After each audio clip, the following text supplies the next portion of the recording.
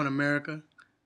You know it's your boy, Mr. Controversy, representing the three-point conversion presents Making the Cut. I'm here on Sports Battlegrounds, and this is my NFL diary. Week 8. What a week 8. We've seen a lot of teams go down. We've seen some great performances. And let's get to it, people. This week, I don't have any counterfeit teams. The teams that lost, we already stated that they were counterfeit, so we're going to leave them alone. There's no point in bringing them up. But we're going to go into my get it in players of week 8. Want to start out with the one and only Colt McCoy. The one and only, huh? But let's think about it. This man, came in with Cleveland. Of course, that's death sentence for quarterbacks in the NFL if you're getting drafted by them because they never pan out. None of them. From Whedon, from McCoy, from what's my man that came from Kentucky? I can't think of his name right now. But it's just been a lot of quarterbacks that has failed. Quinn, so it's been horrible. But the fact that Colt McCoy left Browns, got signed by Washington Redskins, and got a chance to play on Monday night against their longtime rivalries, Dallas Cowboys, and played pretty well. He might not have had great stats, but it was a gutsy performance. The fact that he came in ready to play, focus. I like his interview in the beginning where he said, hey, why would I be nervous? I'm focused. I'm ready to go at it. I'm ready to play. This is what I get paid for. This is what I love to do. And he came in, beat the Dallas Cowboys, the 6-1 Dallas Cowboys, which are now 6-2, and had a gutsy performance. Two plays stood out for me. The one where he ran in for the touchdown. I think that was either the last touchdown they scored to go up before Dallas tied it up, and they went to overtime. And then that play, I think it was a third down in overtime where he was rushed out the pocket, and he directed the tight end and threw that little lob, and the tight end made a spectacular catch. But it was a gutsy performance. The team rallied behind him, and he showed that he could still play. And remember, he's the third string back, so he's not getting reps. He only got reps last week. And 1 week, and you come in on a big game like that Monday night against your rivalry and step in and beat him, big win, Colt McCoy. You get my I Get It In Player Award for this week. Also, another player to get my I Get It In Player Award is my man, Emmanuel Sanders from the Denver Broncos. Now, honestly, if you go to the three-point conversion YouTube page, we did the AFC West. I kind of clowned him. And, hey, I admit I was wrong. Mr. Controversy, he will admit he's wrong, and I was wrong. But, man, this dude, I thought he was just going to be a deep route specialist. That's it. But he came in, he's still in the show. We know Bebe Thomas, he balling, but Emmanuel Sanders is blazing. As my boy Big Juggernaut say, he's barbecuing folks. And he had a big game on Thursday night with 3 touchdowns, 9 catches for 120 yards. That's big time, folks. That's big time. To come in, this is your first year playing. Of course, if you're playing with the great Peyton Manning, you should be able to ball out and put up stats and numbers. But it's just the way he's doing it this year, man. He's doing everything. Deep routes, intermediate routes, post slants. Wow. You know what I'm saying? Out routes. He's doing it all. Breaking tackles, whatever you need. Great catches. It's like I said, he's rejuvenated himself. And or I shouldn't even say that because he was okay in Pittsburgh, but honestly, I never knew that he had all this talent. I thought he was just another speedster. That was it. But unfortunately, not unfortunately, but fortunately, he's proved me wrong for him, and that's great. So he gets my I Get It In award for week 8. And the one and only last I Get It In award gotta go to Big Ben. Over 500 yards. I think it was like 511. Might be wrong, but I know it was over 500 yards and he threw 6 touchdowns. Outplayed Andrew Luck. We're going to say that again. He outplayed Andrew Luck. Yeah, he was at home, but at the same time, I guarantee you, if you put them two quarterbacks, or you said choose who was going to have the better game, you would have thought it'd been Luck. Especially if he was down. But, I mean, Big Ben showed a glimpse of what he used to be. And hopefully that's what he still can be. You know, doing his little, breaking the tackles and running around and all of that. But what I liked about this particular game was he stayed in, for most of the time, he stayed in the pocket and he delivered the ball with accuracy and, he was patient. He didn't get antsy and it showed results. I mean, wow. And when you think about it, shout out to my man, Antonio Brown.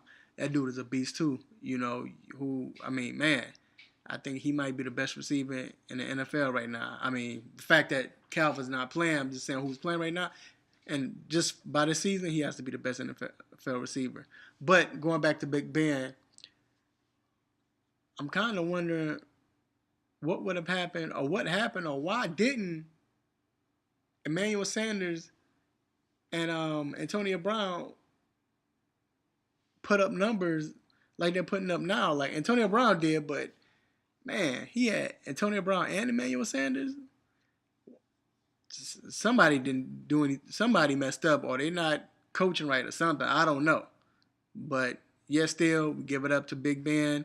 Great game, man. You get my I Get It In award for week 8. Now let's go to the top 5 teams in the NFL. Mr. Controversy's top 5 teams in the NFL. Let's start with number 5. We're going to start with the San Diego Chargers. Yeah, I know they lost people. We know that. But they lost to a great team. Not only that, they lost in Denver, and they're missing their best cornerback and Brandon Flowers, and they're missing their best running back and Ryan Matthews. But yet still, they competed. They was a play away from being into that game. They want to call that holding play or illegal contact when Weddle jumped and intercepted the ball with one arm or one hand. They would have been in that game. But yes, still, great team. I like how the coach, I like what he's doing with that team. I like the mentality of that team.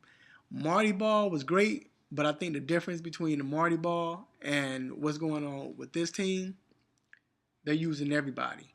Where with Marty Ball, we're going to give the ball to LaDainian. Let him run it, 30 times, get 35 touches, and then we give it to Gates. But now you got Keenan Allen. You have Gates, of course. Malcolm Floyd trying to show up every now and then. You got this little young kid named Oliver. I think it's Brandon Oliver, but last name Oliver. And, of course, my man, Phillip Rivers. And I wasn't a big fan of Phillip Rivers at first, but honestly, I think right now I would love to play with Phillip Rivers. I like the way he leads. He's going to show his emotions. He wears emotions on his sleeve, but hey, that's my number 5 team. My number 4 team, got to go with the Philadelphia Eagles. And I hate the Philadelphia Eagles. I don't know why. I just start hating them. Maybe because of Big TJ. Shout out to you, Big TJ. But, hey, man, they battled Sunday. They battled in Arizona. And I used to call their offense a gimmick offense because, they running all these little gadget plays and you got 2 receivers going in motion and all of this stuff. And, but it works. It does. And Deshaun Jackson benefited from it last year, but now you got Jeremy Maclin.